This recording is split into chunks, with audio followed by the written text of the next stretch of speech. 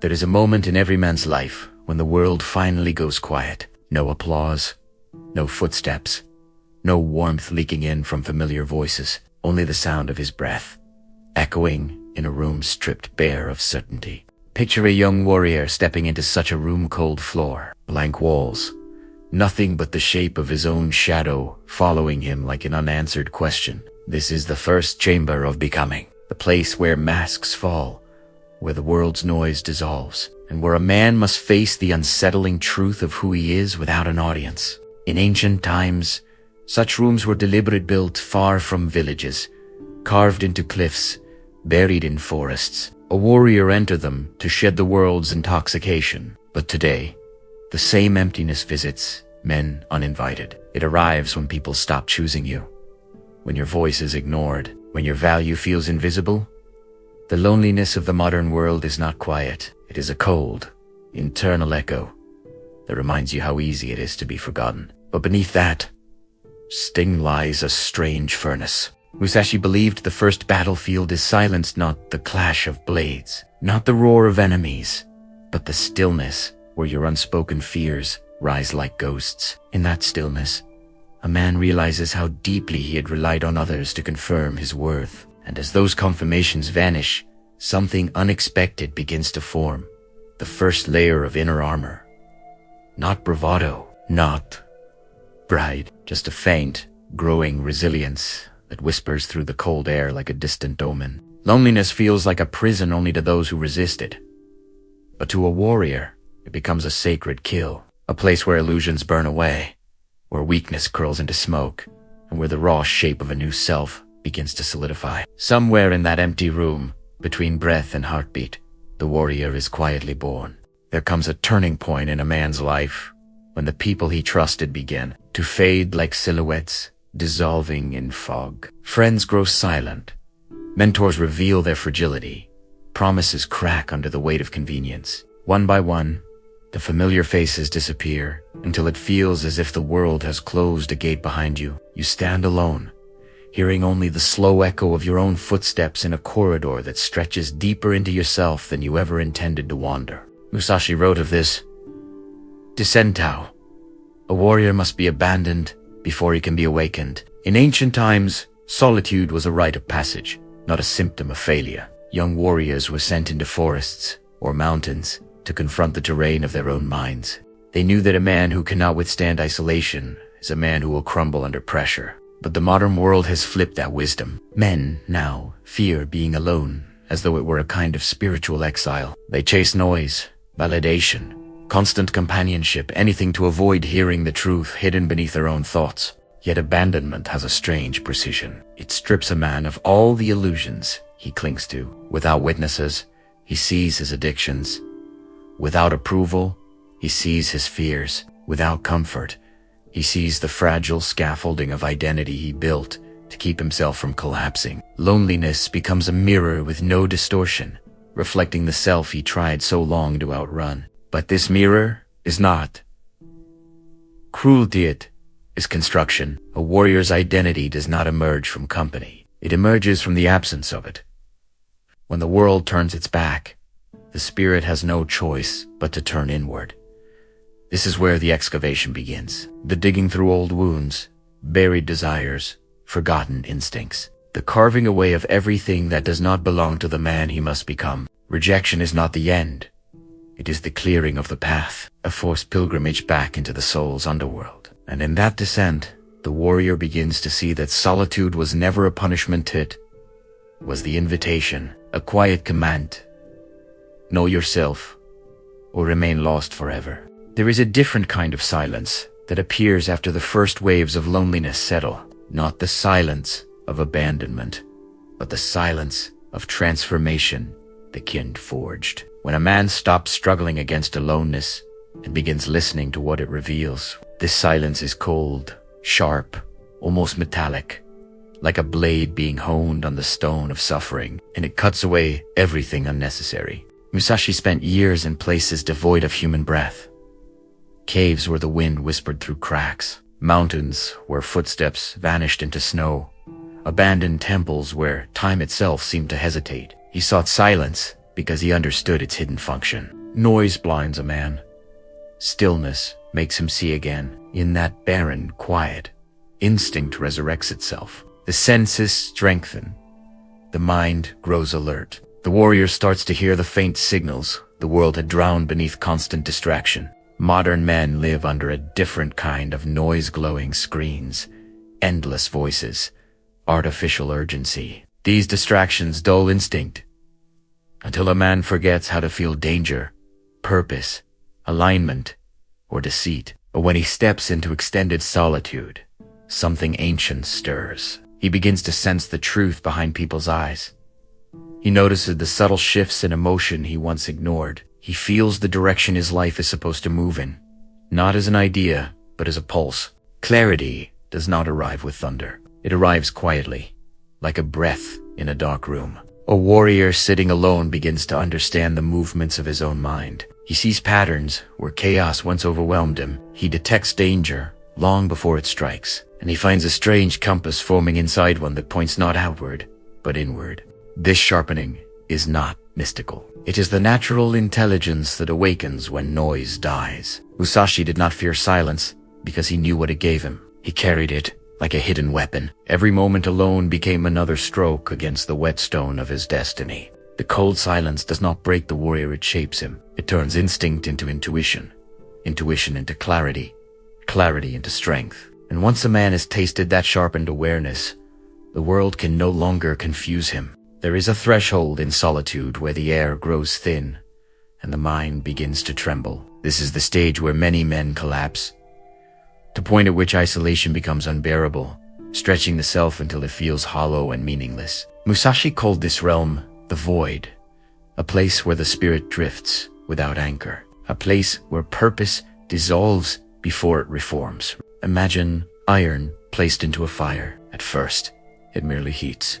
But as the flames grow hotter, the metal begins to scream silently, losing its shape, softening to the point of breaking. Most men retreat at this moment.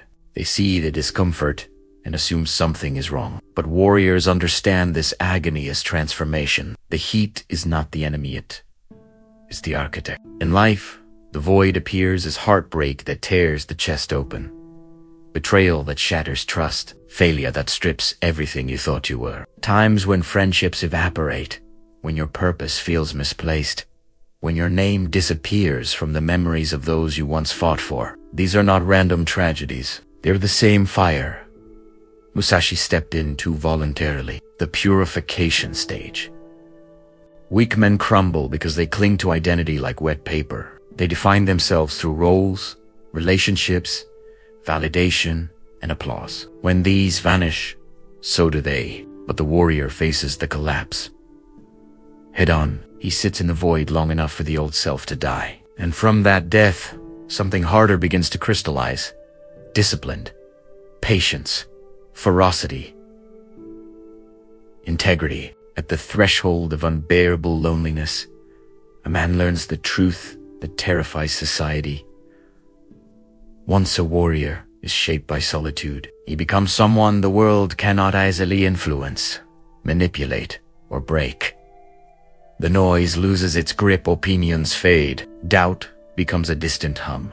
The void reduces a man to his essence. Then it reforges that essence into something dangerous, something unshakable. What emerges is not a wounded soul, but a sharpened one, carrying silence the way others carry armor. There is a turning point in solitude where the struggle stops, the resistance fades, and a man realizes that loneliness was never hunting him, it was guiding him. The shift is subtle, like a shadow changing shape at dusk. But once it happens, the entire world feels different. A warrior sits in his silence.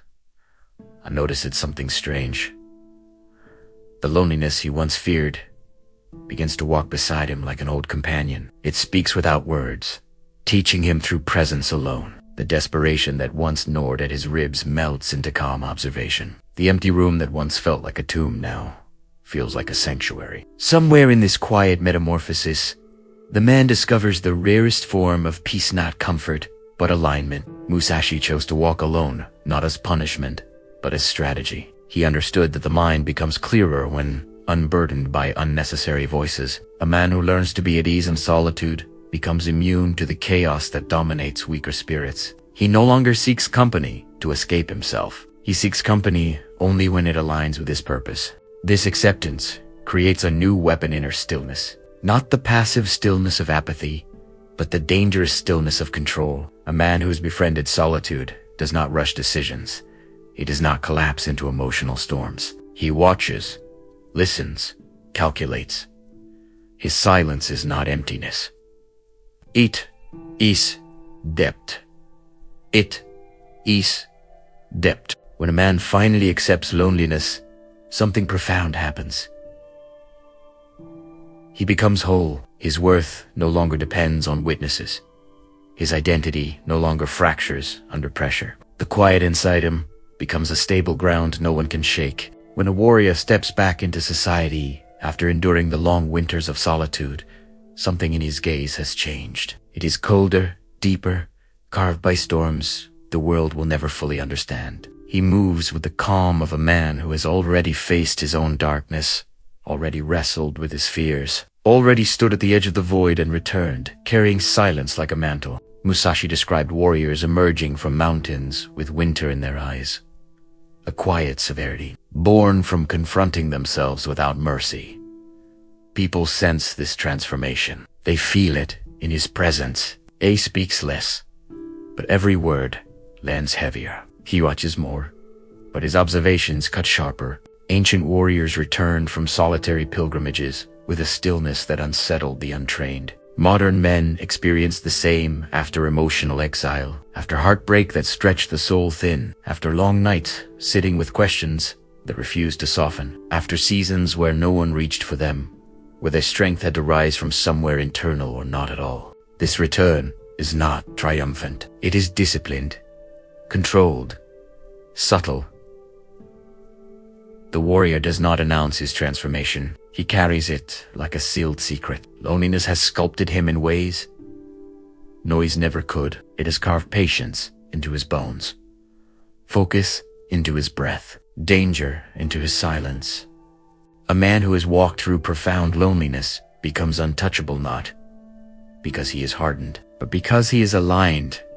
Nothing external can break what solitude has He carries winter in his eyes, but also clarity. He walks through the world changed forever. In the end, the warrior learns a truth few men ever accept. Loneliness doesn't disappear with strength. It transforms into a throne, a place he rules from quietly, without needing applause or recognition. A place where his decisions are shaped not by fear, but by clarity. Picture Musashi carving his life into stone, not with crowds watching, but in silence, step by step, duel by duel, meditation by meditation. His greatness was not forged in companionship. It was built in empty rooms, dark forests, and long nights where only the rhythm of his heartbeat kept him company. Loneliness did not haunt him. It on im. The legacy of such a warrior is not loud. It echoes through centuries because it was created without seeking attention. Strength born in solitude carries a different weight, one that future generations feel, even if they never meet the man who forged it. Modern men look for validation in places that vanish, but a man who embraces solitude becomes timeless. His actions sharpen. His purpose deepens. His presence influences others without him needing to explain a thing. He becomes the kind of figure younger men study, not because he demanded respect, but because he embodied it. Loneliness does not leave him. It simply changes shape. It becomes a companion, a guide, a quiet advisor standing behind him, like a shadow that never wavers. And in this shadow, a legacy grows not from noise, but from discipline, not from praise, but from self-knowledge. In the final measure, loneliness is not the cost of becoming a warrior. It is the birthplace of one. And those who endure it without breaking become the men the world remembers long after the noise has died.